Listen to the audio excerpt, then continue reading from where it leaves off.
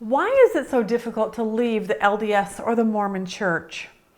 When someone starts to understand that what they believed all of their life actually isn't even true, why do they continue to stay at the church?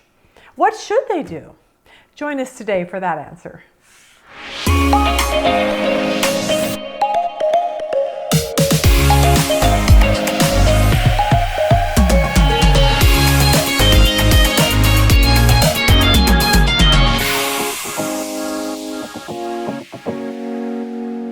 Today, let's answer this question. Why are people afraid to leave the Mormon church? Why are they so fearful of walking away, even though they start to understand that everything that they've been taught all their life isn't even true? Think about the Bible. I was thinking about this the other day. Think about what it must have felt like at the time of Jesus to be a Jew.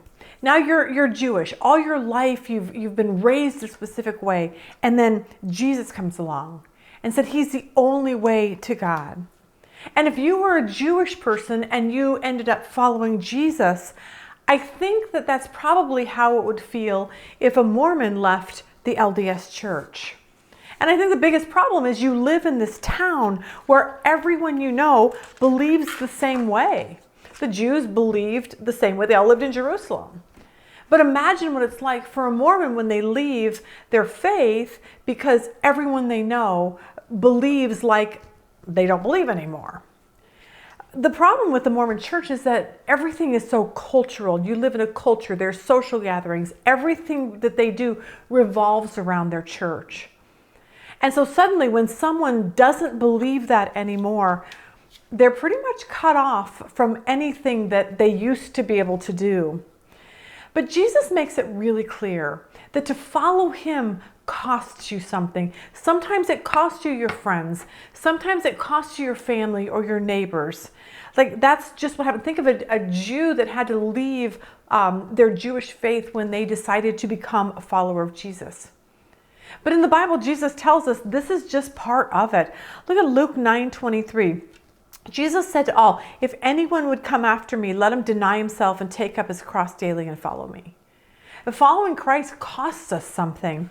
Matthew 8:19, then a teacher of the law came and said to him, Teacher, I will follow you wherever you go. But Jesus replied, Foxes have holes and birds of the air have nests, but the Son of Man has no place to lay his head. Another disciple came to him and said, Lord, first let me go and bury my father. But Jesus told him, follow me and let the dead bury their own dead. See, Jesus says a lot of very, very difficult, tough sayings, saying, look, you need to follow me first and foremost over everything. Luke 14:25 says this, large crowds were traveling with Jesus, and turning to them, he said, if anyone comes to me and does not hate his father and his mother, his wife and children, his brothers and sisters, yes, even his own life, he cannot be my disciple. Anyone who does not carry his cross and follow me cannot be my disciple. Suppose one of you wants to build a tower. Will he not first sit down and estimate the cost to see if he has enough money to complete it? In the same way, any of you who does not give up everything, he cannot be my disciple. And for the people that are leaving the Mormon church for Jesus, sometimes they have to really understand that there is a cost to doing that. So let's see what Mike Winger has to say about this question today. This is what I did in my own Christian faith is I went, man, how do I know? How do I know? How do I know? And I can't tell you how many hundreds or thousands of hours, thousands at least, that I've spent trying to figure out if Christianity was true and how I verify this and validate that. And it strengthened my faith. And I feel the facts are so strongly in support of Christianity. If a Mormon goes through the same process, they will definitely leave Mormonism. I just hope that they come to Jesus and don't think that Mormonism being wrong means that Jesus isn't true. You know, that was, dude, this is just a weird offshoot. Get out of there. Get back to Jesus. Yeah. That's a really good point. Because when people do leave the Mormon church, the few that do, a lot of them do become atheists or agnostics and why is that? Just because they've been so burnt?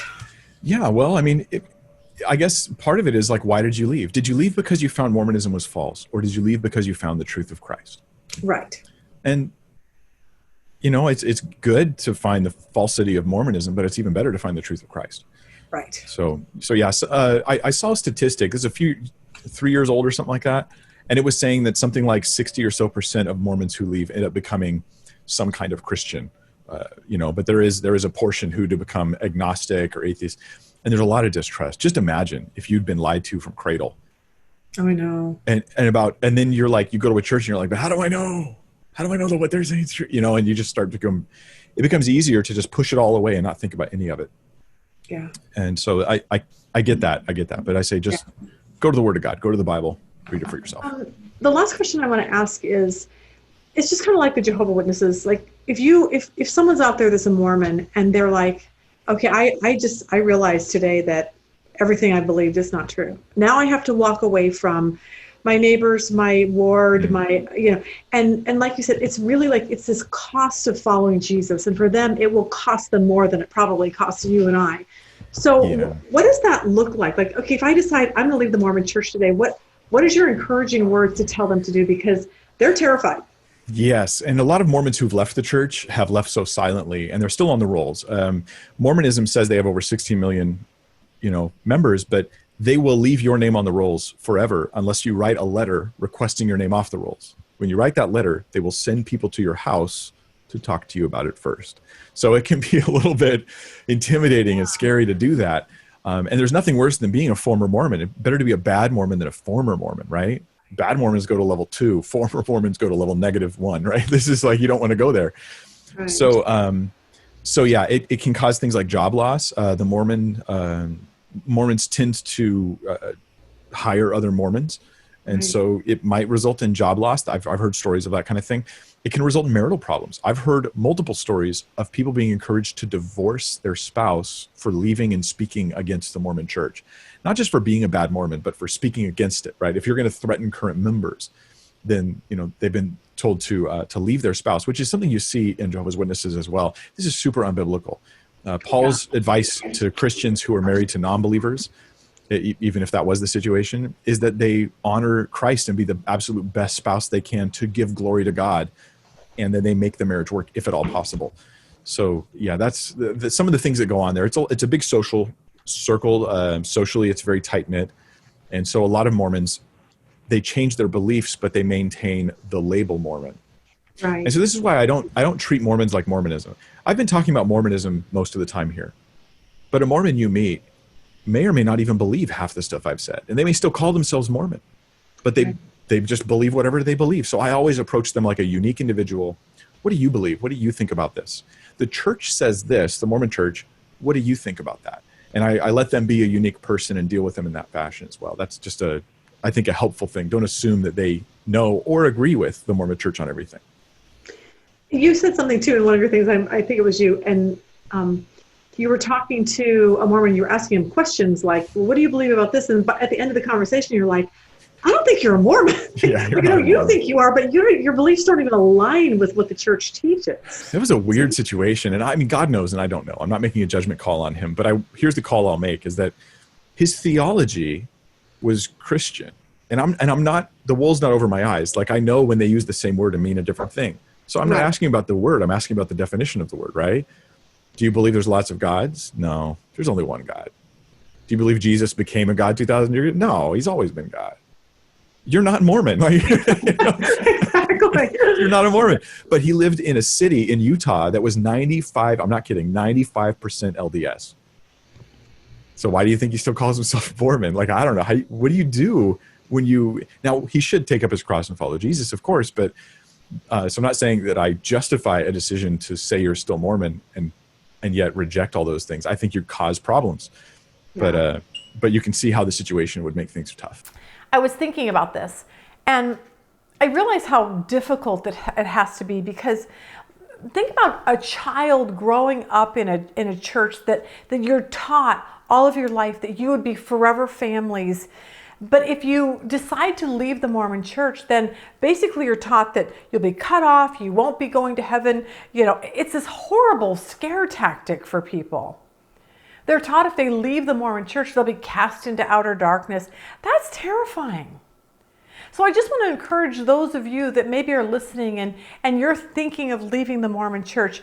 I want you to know that those scare tactics aren't biblical. They really aren't. You can be assured that what you were taught about forever families and being cast into outer darkness, that's not even biblical concepts. I'm just encouraging you to study the Bible for yourself. Because even though following Jesus might cost you your LDS family or friends or neighborhood or whatever it is, I'm going to tell you that the cost is worth it. The cost is worth it. For now, this freedom on this earth, this freedom not to follow a church and follow a bunch of rules and regulations, but more than that, just the promise of eternity, like real eternity in heaven forever and ever. So I hope that helps you today. I'm going to put some links below for the entire 2-part series with Mike Winger. And if you want to know more, you can go online to unveilingmormonism.com. Lots of information on there from the Wilders. So hope this helps today. Have a good day.